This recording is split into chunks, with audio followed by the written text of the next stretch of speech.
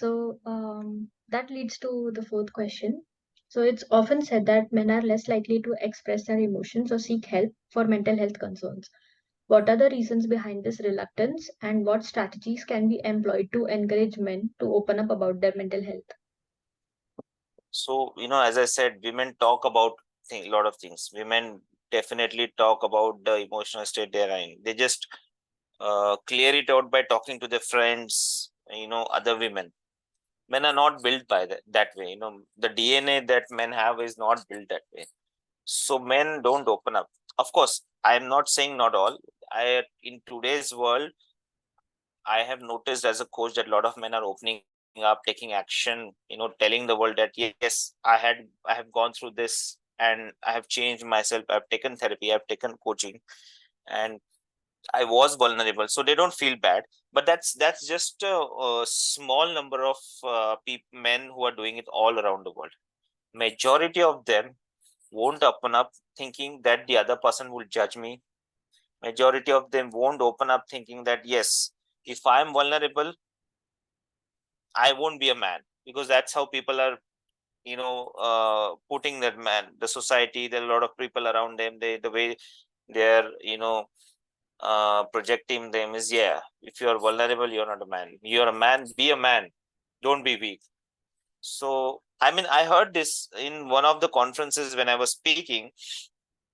A man stood up and said, yes, we cannot show we are vulnerable, otherwise it will make us look weak. And then I had to tell him that showing your vulnerable side, expressing yourself is not a sign of weakness. It is a sign of strength, that you are bringing the vulnerable side out and accepting yourself, accepting the issue and working on it. So you're addressing the problem in a way and working on the solution, as simple as that. But a lot of men don't do that, with the fear of judgment, with the fear of, people calling them weak. And then there is a misconception that, yeah, you need a therapy, you are going to a coach, you are going to a mentor, or you must be crazy. I mean, when we go to a doctor, we say that that person is not well.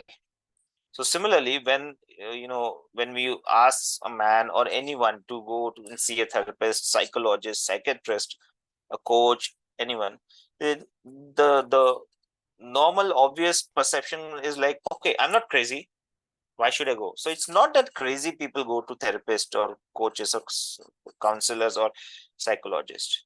You want to work on yourself, you need a guidance, you have a goal set, so you go and meet people, they guide you. We have all sorts of mental health professionals today.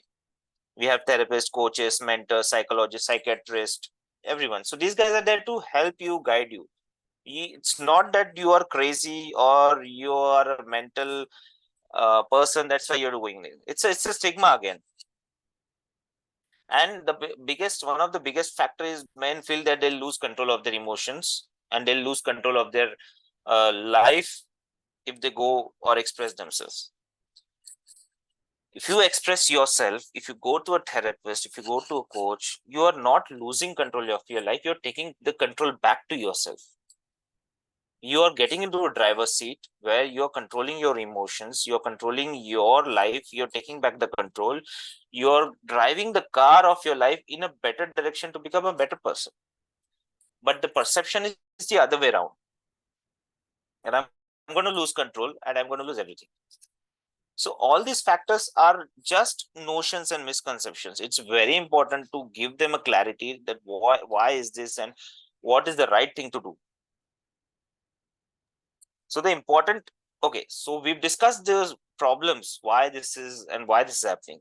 The solutions to this is, provide closed groups to men, where you have limited men who are experiencing similar issues, talk about it. So if one man sees another man express, they'll open up eventually. Then there are traditional therapies, there are traditional exercises where there are outbound programs where men go out in small groups, talk about it. The best thing that happened to me as a coach was mindfulness meditation. I still do a lot of meditation. Meditation definitely helps you. Meditation helps you to, do a lot of self reflection, understand your thought process. Okay, another thing about meditation is people think that meditation will vanish all the thoughts from your mind.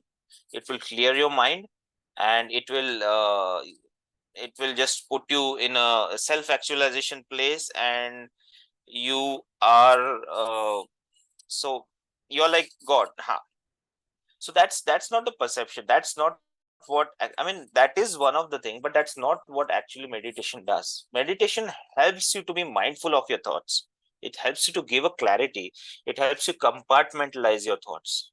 So that way, the chaos that we have in a mind, the work pressure, the pressure in relationships, the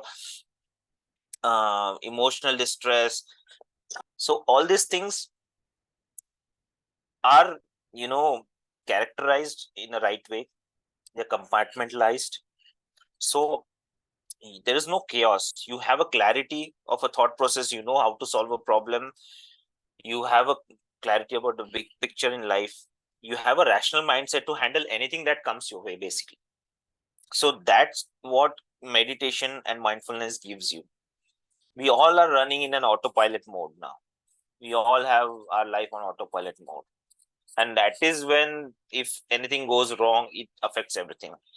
We should learn to be mindful about everything, all the situation, all our decisions, our thoughts. So yeah, that's it. That's why, men, these are the factors that is the reason that men don't express. Men are known not to express. But of course, the few things which I mentioned will definitely help them express themselves, and they should.